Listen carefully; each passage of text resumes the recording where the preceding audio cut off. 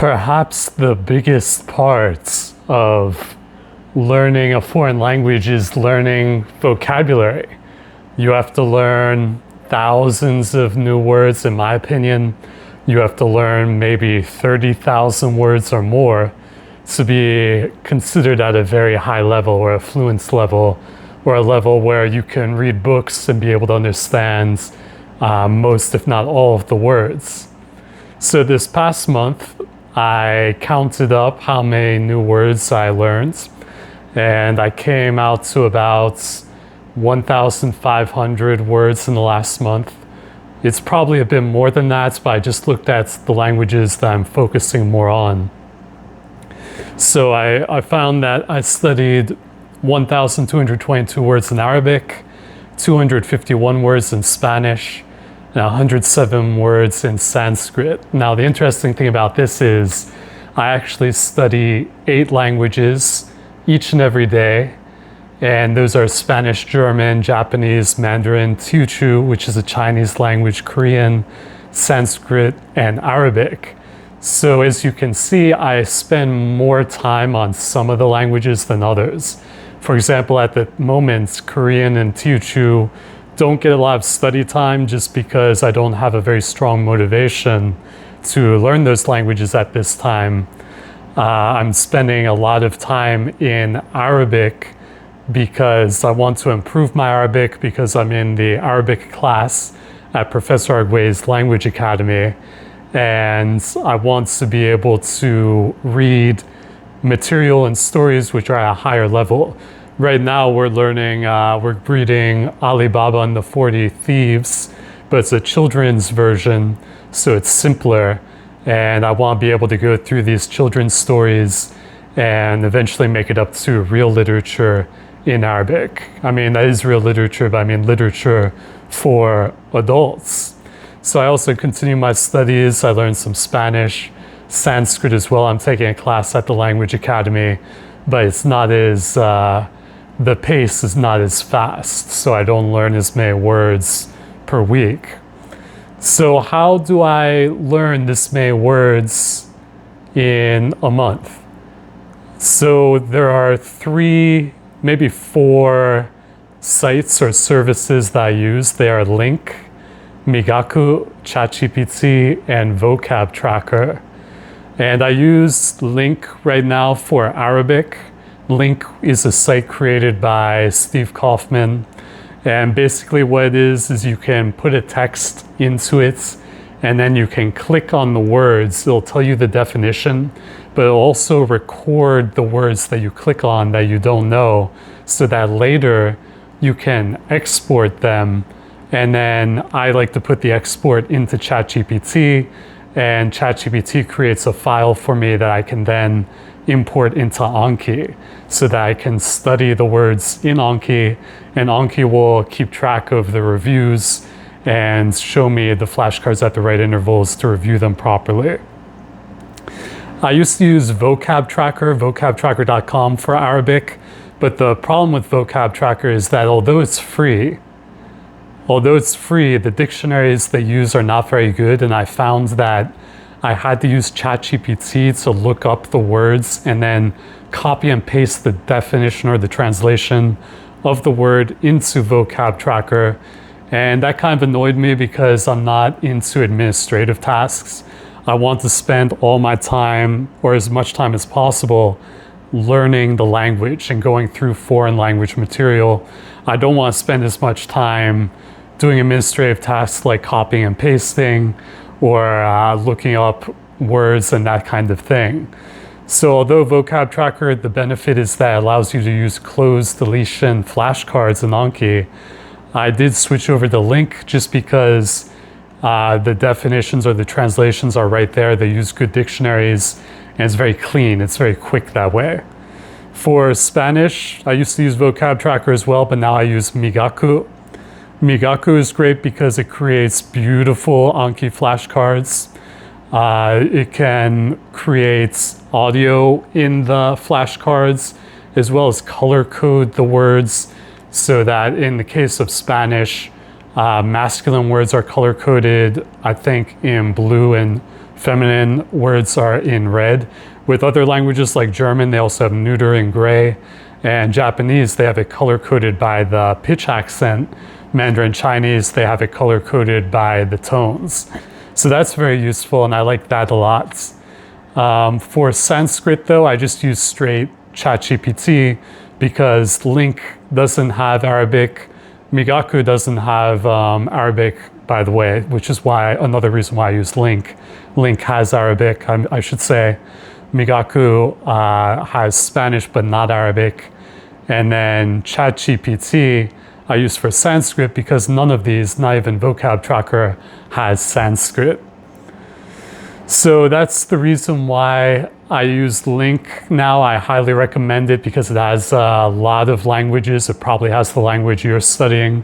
But if you don't see your language in Link or Migaku, then you can always use ChatGPT to create a file which you can export and then import into Anki. So the important thing to say here is that even though I learned 1,500 plus words in the last month, learning is just the first step. Probably the bulk of the effort comes in reviewing the words after you've learned them for the first time. So what that involves, for me at least, is using Anki, because Anki is a spaced repetition system with an algorithm that shows you the material that you have the most trouble with more often than the material that you already know very easily. And that's a real benefit over just reviewing by reading a book or going over your notes.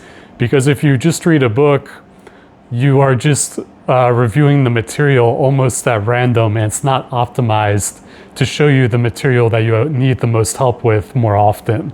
So that's why I like to use Anki. Plus Anki just keeps everything in order and keeps track of everything, and you don't have to figure out where your notes are or which material you want to review. You just open Anki and it's there.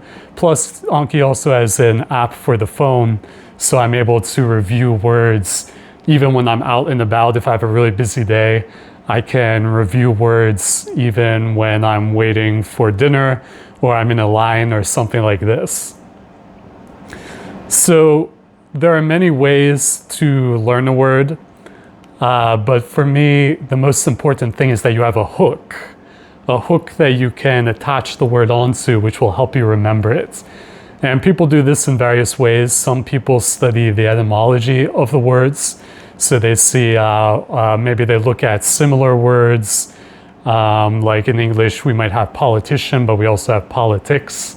We also have policy. So you kind of group the words together, see how they're similar, the similar meanings. You can also study where the words came from, what the original words were. My personal favorite way of creating a hook to learn the word is to use visual mnemonics, which is something I've talked about in my other videos. But I'm just going to give one example today because the other videos really give a better sample of them. So go watch those videos if you want to know more. But I decided to pull a word from my Arabic deck. This is a real word that I'm studying. And I put it through ChatGPT and I asked ChatGPT to create the visual mnemonic, just to show you that you don't even need an imagination anymore to come up with a mnemonic. You can just have AI do it for you. So the Arabic word is ashrakat, and this means shone, like the past tense of shine. I think the phrase that this appeared in was ashrakati il-shamsi, which means the shone the sun shone. But we're going to just try to remember ashrakat, which means shone. And the mnemonic that ChatGPT came up with was visualize an ash-covered rock. So that's where we get ashrak. And so you want to really picture ash on a rock to get ashrak. And you want to imagine it suddenly shining, or it suddenly shone brightly when the sun came up with the sunrise. So the sunrise will help you remember that the meaning is shone because the sun shines. And then you want to remember ash-covered rock for ashrak. Now, the last part, the full word is ashrakat, but the at the end is just the feminine singular third person ending for a verb. So that you can just remember because you have to use it for every verb. I guess the masculine version would be ashraka without the T at the ends, but this we have ashrakat because shamsi, the sun in Arabic, is a feminine noun. So it came up as ashrakat. But the important thing is you just have to remember ashrak, to remember shone, because the grammatical part, the at the end, you'll just remember when you learn Arabic, because you have to do this for every verb to get the singular third person feminine ending. So that's how I remember, or how I would remember, that the word for shone in Arabic is ashrakat. I just imagine an ash covered rock with maybe like light shining beneath the ash, and that the ash covered rock suddenly shone brightly with the sunrise. So that's basically how I do it. I will say I don't do mnemonics for every word that I learn. Some words you just get like that. You just know them right away, so you don't need to use visual mnemonics. Also, my theory is that the more that you study a foreign language, the more used to or more accustomed you get to the sounds and the configuration of the sounds in the language. And that makes it much more easy, makes it easier to remember the words, just because there are certain patterns to the sounds in the foreign language that you only get a real instinctive memory or sense for as you remember more and more and more words in the foreign language. So for that reason, I don't need to use visual mnemonics for every word that I come across. Some I just know right away. Some I just get a sense of because I've studied so many words before. However, if it's a new language or if it's a word that I really have difficulty remembering, then I use the visual mnemonics, and either I'll use my imagination to come up with it, or if that fails me, I just go to ChatGPT and I ask ChatGPT to make a visual mnemonic for me, and that works pretty well. So that's how I do it. That's how I learn 1,500 plus words in the last month, and I think I've been learning around 1,000 new words every month. You can check out another video I made where I said I learned, I think, 21,506 words in 2 years. And that goes over some material you can check out, but that's how I do it. By the way, if you also want to use Link or Migaku or Vocab Tracker even, or ChatGPT, I'm going to put links in the description below, so you can go check out those services and maybe you'll find them useful. I will say Link is more geared towards reading, whereas Migaku is more geared, I think they're trying to make it more for videos, like watching YouTube videos and then finding the words from the closed captions of the YouTube videos.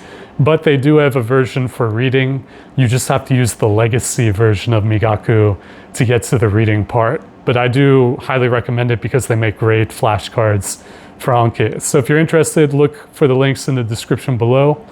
And by the way, if you haven't noticed, I have this new mic that my friend Mike gave me. And so I'm hoping that the audio was better on this video. We'll see. But thank you, Mike, for being so kind as to get this mic for me. I really appreciate that. Anyway, if you're not subscribed already, consider subscribing because, hey, it's free and you might learn something that gets you to fluency faster. Thank you so much, and we'll talk again soon.